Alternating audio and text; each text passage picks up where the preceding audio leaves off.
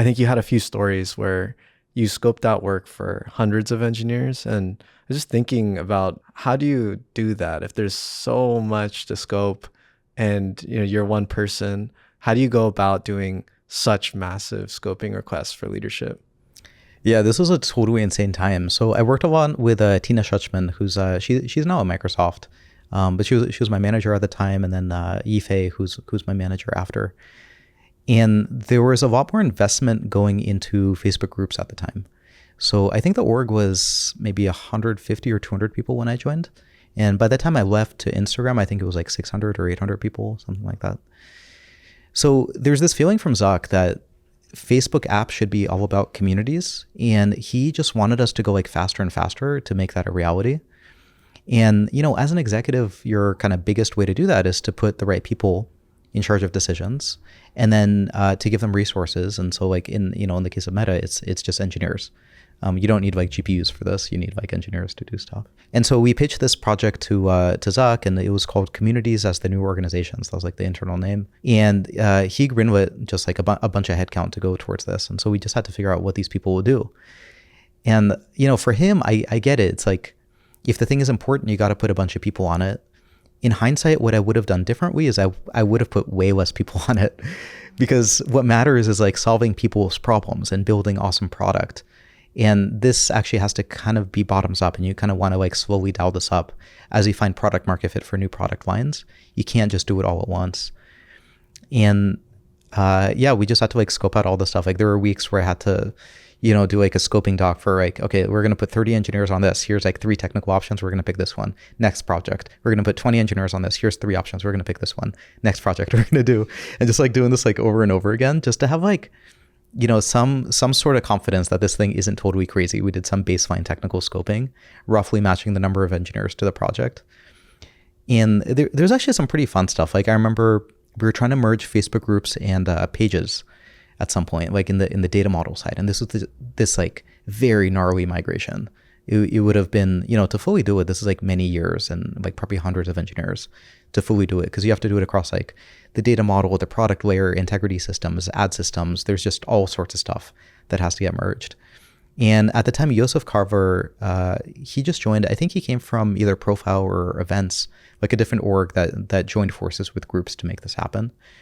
And he was working on it, but he was kind of struggling with a decision at the time. And I think he was even more senior than I was, but he just like wasn't making the decision on the data model. And so I just took a bunch of people and I was like, all right, all the tech leads across the entire org, we're going to spend the next like 3 hours on this day. And we're going to do this like essentially like game where we get to do architecture. And so I split everyone up into 2 teams. I think it was like blue team and green team, or I forget what these were. And we gave everyone this problem of like, how do you merge these data models? Here are the requirements. And then everyone had 3 hours in a whiteboard and they had to come up with a design. And what was cool is that going into it, we had no idea how we would do this because it just seemed too crazy of a problem. But going out of it, we had 2 designs that were 80% the same. And so it was really obvious what we could execute on. And then the 20% where the differences were, it was very obvious where the risk was. And so we could kind of front load a little bit of that risk with a little bit of technical spikes. But also we can just start execution right away because we knew exactly what we had to do. Yeah, that was really interesting when I saw that. It was like a technical design competition with all the senior engineers, and you just put people in separate rooms to come up with, I've never heard anything like that. When you proposed that idea for this design competition within the org, were people excited about it, or was it like kind of a crazy idea? Yeah, it was sort of crazy. I mean, with this sort of thing, you just have to kind of do it. So I just kind of told everyone, hey, we're doing this. And then I just put it on everyone's calendar. And it just seems fun, So like as an engineer, you would want to do it. But I think this is the sort of thing where like sometimes you need consensus and sometimes you just have to act. And in this case, because the path was unclear, it was important to act.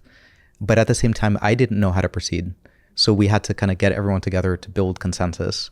And so I think it's like as a leader, you're kind of always juggling these kind of 2 things. After that experience, just being given hundreds of engineers and scoping things out, do you have any tips for someone who's like a tech lead who's needs to do quick, scoping? Anything that worked well for you? I think the biggest failure mode that I've seen is people just taking too long and getting too into the weeds. There's always an infinite number of details. Just start with a high level. Most technical scoping you can do within like 30 minutes, very, very roughly. And if you don't know the systems, like nowadays you would just use Claude Code, run in the code base and just ask it to like what are all the systems involved? They can actually just do this for you. And this is another just totally insane change. When I was doing this stuff, I never would have expected that AI could do this for me now. But now it does. In the past, I think that would have been my biggest advice though, is just time box it. Spend maybe 30 minutes, maybe like a couple hours max if you have to like dig through code and stuff. Definitely reach out to experts and just make a list of experts, talk to all of them, run the design by them. Don't just ask them for input, give them a straw man, because then they can actually like give you feedback on it and it's something to go off of. Hey, thanks for watching that clip. If you thought it was interesting, it's part of a longer conversation, which you can find right here, right now. And as always, if you have any feedback for me, I'd love to hear it. You can leave a comment on YouTube. I read every single one that I get.